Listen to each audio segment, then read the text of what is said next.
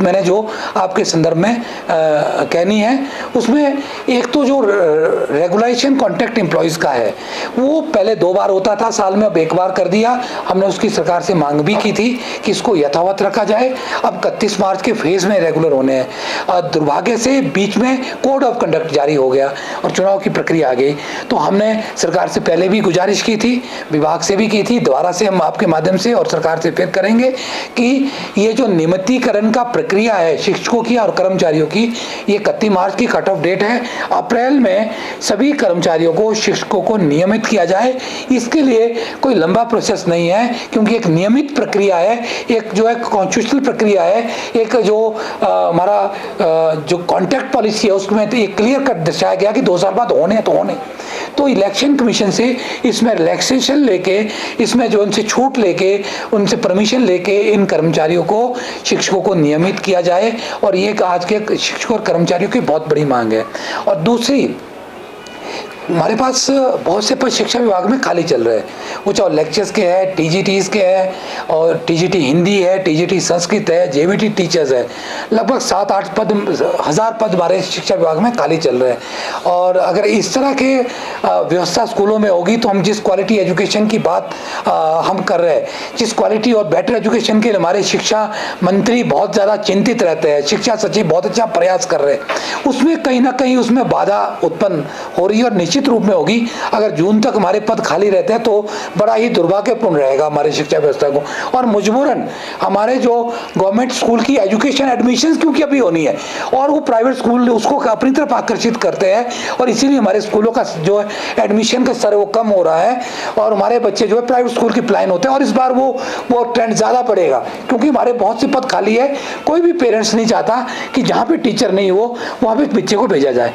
तो मेरा निवेदन, हमने पहले भी मांग की और शिक्षा मंत्री जी के ध्यान में बात है और शिक्षा सचिव से भी हमने बात की थी कि अब ये प्रोसेस चल भी रहा है, हालांकि कि जो आपने बैच वाइज भर्ती प्रक्रिया चलाई है वो लंबे समय से चल रही है, उसका प्रोसेस भी कंप्लीट हो चुका है।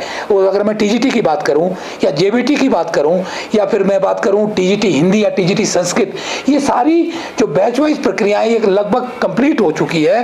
केवल मात्र इनकी अपॉइंटमेंट होनी है। अगर इलेक्शन कमीशन की तरफ से ये परमिशंस या ये हमारे को रिलैक्सेशन सरकार की तरफ से मिल जाती है, सरकार ले लेती है, तो मुझे लगता है कि 1000 से ज़्यादा पद, 1100 के आसपास पद टीजीटी के हैं, 1000 से ज़्यादा पद जेबीटी के हैं, 700-800 पद जो है टीजीटी हिंदी और संस्कृत के हैं। अगर ये भरे जाएंगे तो बहुत बड़ा गैप जो है हिमाचल प्रदेश के अंदर ये फुलफिल हो जाएगा। और ऐसी मेरी उम्मीद है कि हिमाचल सरकार इसके ऊपर काम कर रही है और शीघ्र ही ये पद भरे जाएंगे। और मैं ऐसा आश्वासन हिमाचल प्रदेश के शिक्षकों और अभिभावकों को देता हूं कि इसके ऊपर काम चल रहा है और हम भी अपनी बात को पुरजोर तरीके से इसको सरकार तक पहुंचा रहे हैं और पहुंचाएंगे ताकि बच्चों का नुकसान ना हो। एक बार बात मैंने कहनी है कि हिमाचल प्रदेश के अंदर जो मुख्याध्यापक है, मुख्याध्यापक जब बनते हैं, जब लेक्चर से पदोन्नत होते हैं तो वो उनकी जो वेतन है वो उस वेतन से भी कम में आ जाता है जो वेतन वो ले रहे होते हैं। ऐसी प्रक्रिया इससे पहले कभी नहीं किसी विभाग में होती है, ना हुई है। तो इसमें लंबे समय से संघों के द्वारा मांग चली जाती थी कि इसको कम से कम पे को प्रोटेक्ट तो किया जाए अगर एक इंक्रीमेंट नहीं मिलती है।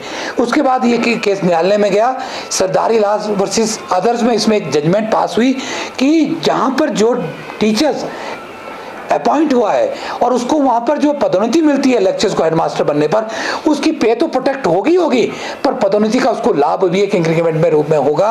लेकिन कुछ एक केसेस में जो उसमें पिटिशनर बने थे सरदारी लाल वर्सेस अदर में, उनको तो ये बेनिफिट हो गया है, ये जजमेंट इंप्लीमेंट हो गई है।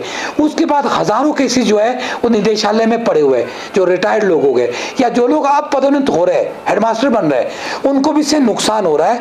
मैंने शिक्षा सचिव से लिखित में इससे निवेदन किया था, मैंने मांग दी की है कि जो सरदारी लाल वर्सेस अदर की जजमेंट है, इस जजमेंट को जनरलाइज किया जाए। जब एक बार जजमेंट इंप्लीमेंट हो जाती है तो उसके बाद हर एक इंडिविजुअल कर्मचारियों को उस ऑर्डर को बनवाने के लिए, पास करने के लिए, इंप्लीमेंट करने के लिए कोर्ट का दरवाजा नहीं खटकाना चाहिए और ये गैर संवैधानिक है और ये सही भी नहीं है। इससे अननेसेसरी लिटिगेशंस बढ़ रही है, विभाग का जो है टाइम उसमें बर्बाद हो रहा है, कोर्ट का टाइम बर्बाद हो रहा है और कर्मचारियों का पैसा बर्बाद हो रहा है साथ में। तो हमने निवेदन किया है कि इस सरदारी लाल वर्सेस अदर या कोई और जजमेंट, कोई भी जजमेंट जो माननीय न्यायालय से, उच्च न्यायालय से, बहुत सी जजमेंट मान लें उच्च न्यायालय की, अभी जो कॉन्ट्रैक्ट पे 2008 के लोग लगे थे उनको उस डेट से रेगुलेशन करने के लिए ऑर्डर पास हुए, कुछ सुप्रीम कोर्ट की जजमेंट्स है।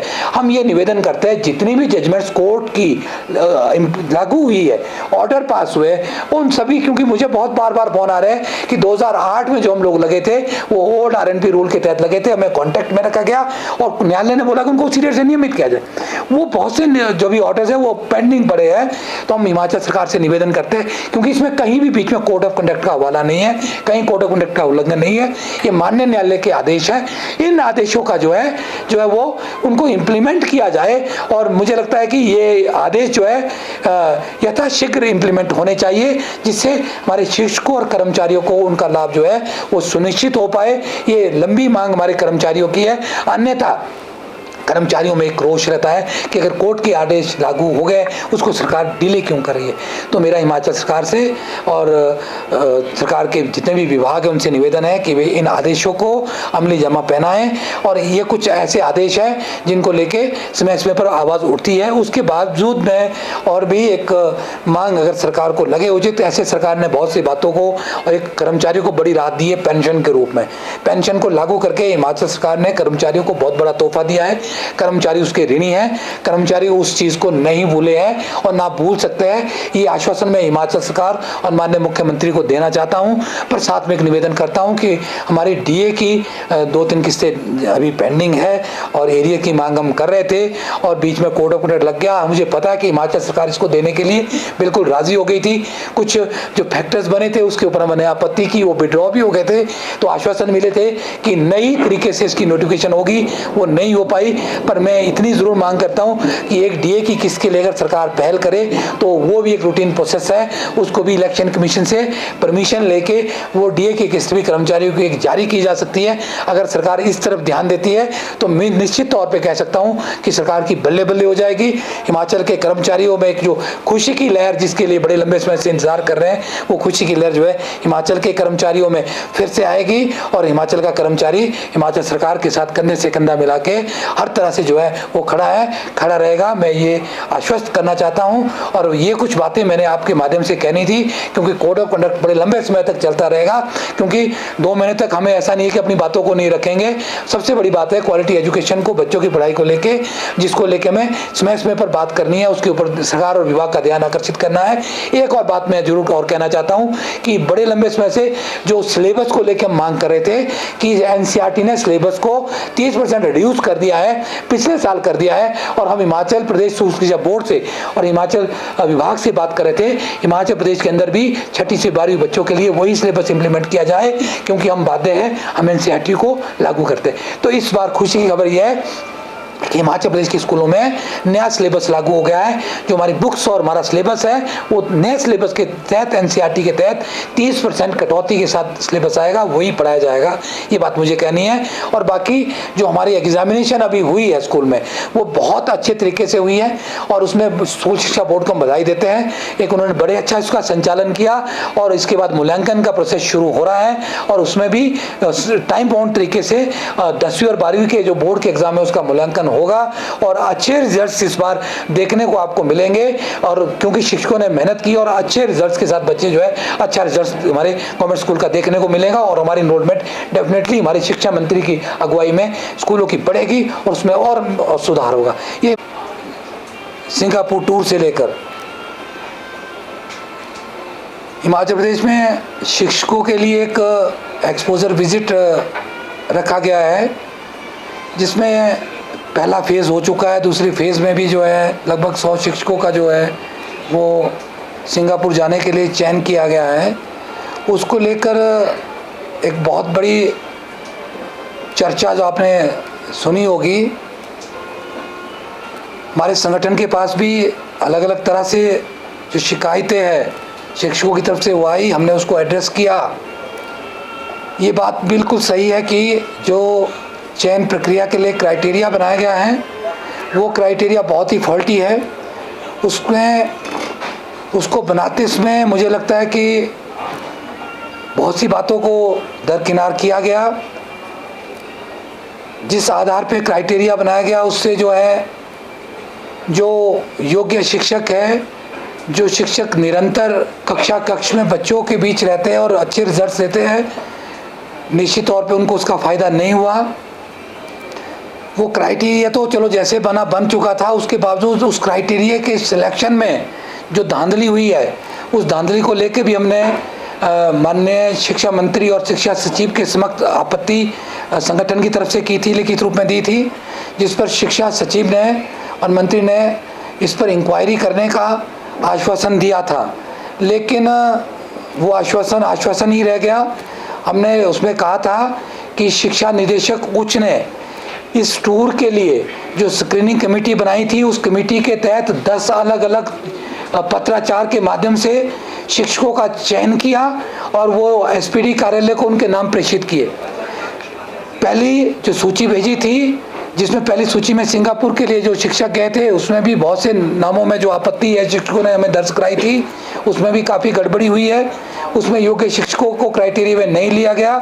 उसके बाद 10 अलग अलग मैंने आपको कहे कि जो पत्राचार निदेशक उच्च के द्वारा किए गए थे 2 फरवरी से लेकर बाद में पूरे महीने के प्रोसेस में 10 पत्राचारों को दरकिनार करते हुए शिक्षा निदेशक उच्च ने 2 मार्च को एक नई फाइनल लिस्ट जो है वो जारी करी और जिसमें उन्होंने उनमें बहुत से नामों को बदल दिया। अब मुझे ये बात मैंने जानने की कोशिश की शिक्षा सचिव से कि या तो जो 10 सूचियां पहले भेजी गई थी, जो 10 सिलेक्शन कमेटी के तहत जो नाम भेजे गए थे, या तो वो सिलेक्शन गलत थी या फिर जो बाद में 2 मार्च को फाइनल लिस्ट भेजी या वो गलत है। कहीं ना कहीं तो गड़बड़ी है। अन्यथा जब आपने सिलेक्शन लिस्ट में नामों को एक बार भेज दिया तो उन नामों को बदल के दूसरे नाम वहाँ पे भेजने का क्या औचित्य है? ये एक बहुत बड़ा प्रश्न चिन्ह शिक्षा विभाग के जो एक कार्यप्रणाली उसको दर्शाता है। मैं आपको एक बड़ी हैरानी वाली बात कहूँ कि उसमें एक क्राइटेरिया भी फिक्स किया था किस कैटेगरी से कितने लोग जाएंगे। लेक्चर की कैटेगरी से 30 लोग जाएंगे, वहाँ 43 लोग जा रहे हैं। हेडमास्टर की कैटेगरी से 20 लोग जाने थे, वहाँ पे 9 लोग भेजे जा रहे हैं। क्या मैं ये पूछना चाह रहा हूँ, क्या हेडमास्टर हिमाचल प्रदेश के अंदर 800 कुछ हेडमास्टर कार्यरत है, क्या वो 800 कुछ का हेडमास्टर में से 9 ही हेडमास्टर ही है जो आपके क्राइटेरिया को फुलफिल करते हैं? क्या 9 ही हेडमास्टर को एक्सपोजर की जरूरत है? क्या हेडमास्टर का पद हिमाचल प्रदेश के स्कूलों के अंदर वो कोई जरूरी पद नहीं है? क्या उनको एक्सपोजर या उनको ट्रेनिंग या उनको इस तरह के प्रशिक्षण में नहीं भेजा जाना चाहिए था? ये कुछ ऐसे प्रश्न हैं जो निदेशक की कार्यप्रणाली पर प्रश्न चिन्ह उठाते हैं। जिन लोगों को सिलेक्ट किया गया था उनको भी आपने विड्रॉ कर दिया। वो किस आधार पर किया, इस बात को जानने का हमने प्रयास किया। उन्हें कोई भी संतोषजनक प्रश्न ना तो डायरेक्टर की तरफ से मिला और ना ही शिक्षा सचिव और मंत्री की तरफ से मिला। और हम आज भी मांग करते हैं कि इस तरह के एक्सपोजर टूर को भेजने से फ़ायदा कम और नुकसान ज़्यादा होगा, क्योंकि इसके ऊपर करोड़ों रुपए का खर्च हो रहा है। ये बात अलग है कि ये जो पैसा है हिमाचल सरकार की तरफ से नहीं है। अगर ये पैसा 6 लाख 5 लाख रुपए अगर भारत सरकार की तरफ से आया हुआ है तो वो पैसा भी हम शिक्षकों की, हम आम आदमियों के टैक्स के पैसे के द्वारा वो पैसा इकट्ठा हुआ है, तभी भारत सरकार ने पैसा ये हिमाचल को एक्सपोजर टूर के लिए, विजिट के लिए स्टार प्रोग्राम के तहत दिया है। तो मैं चाहता हूँ, मैं माननीय मुख्यमंत्री से भी निवेदन करूँगा और हम पहले भी मिले हैं, दोबारा मिलेंगे, कि इस पूरे प्रकरण की जो है निष्पक्ष जाँच होनी चाहिए। क्योंकि जिस तरह से सरकार की छवि निदेशक के द्वारा खराब की जा रही है समय समय पर, और हमने इस बात को लेकर सरकार को अवगत भी कराया है, लेकिन अगर ये सिलसिला चलता रहेगा तो मजबूरन हिमाचल राज्य अध्यापक संघ शिक्षा निदेशालय के अंदर एक धरना प्रदर्शन करेगा। हम उसके लिए बाध्य हो गए, ये बात हमने सरकार को बता दी है। आज हिमाचल राज्य की अध्यापक संघ की प्रेस वार्ता का आयोजन किया गया है। आप सभी प्रेस बंधुओं का बहुत बहुत आभार और स्वागत है। कर्मचारियों के कुछ मुद्दों को लेके हम आपके समक्ष आज उपस्थित हुए हैं। आपको मालूम है कि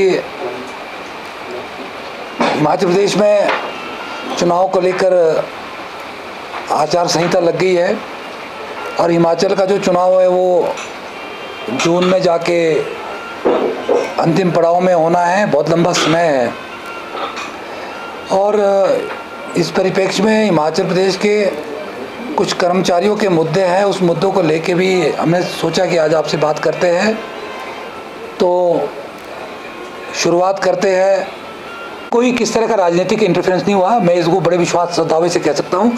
शिक्षा मंत्री ने 2 टूक शब्दों में कहा कि ये पूरे मेरिट पे जाएंगे, पर लेकिन हमने उस क्राइटेरिया को जब चैलेंज किया, जब डिस्कस किया, तो शिक्षा मंत्री जी ने कहा कि क्राइटेरिया में त्रुटियां हो सकती है, ये बात पहले आती तो इसको और भी अच्छा किया जा सकता था, और उस बात से सहमत भी हो। जो सुझाव हमने उनको दिए थे, उन्होंने कहा कि अगली बार इसको बदलेंगे, लेकिन क्राइटेरिया फॉलो किया जाए। लेकिन जो क्राइटेरिया में लैप्सेस हुए, जो मनमानी की गई, वो शिक्षा विभाग के द्वारा की गई है, और एक बार नहीं हुई है। शिक्षा विभाग में जिस तरह से आदेशों को दरकिनार किया जाता है, सरकार के आदेशों को जिस तरह से अमली जामा पहनाया जाता है, ये मुझे लगता है मुख्यमंत्री और शिक्षा मंत्री और शिक्षा सचिव के ध्यान में पहले से है। हमने बहुत बार ये बातें नोटिस में लाई है, किस तरह से सरकार के आदेशों को तोड़ मरोड़ा जाता है, वो चाहे ट्रांसफर का लेके है, चाहे किसी और तरह के आदेश को लेके है। अभी आपने देखा होगा एक पुरानी सरकार की आदेश को जो वेबसाइट पे डाल दिया गया, परसों देखा होगा आपने, ये बहुत बड़ी लैप्सेस है। ये पूर्व सरकार के शिक्षा मंत्री और बोर्ड के चेयरमैन के जो मैसेज है, वो शिक्षा हमारे जो डिपार्टमेंट की वेबसाइट पे मैसेज पढ़ रहे हैं, वो आदेश अभी डाल रहे हैं डायरेक्टर हायर के वेबसाइट पे। तो ये मनमानी जो है शिक्षा विभाग की तरफ से हो रही है। मुझे लगता है इससे सरकार डिफेम हो रही है, सरकार को इस तरफ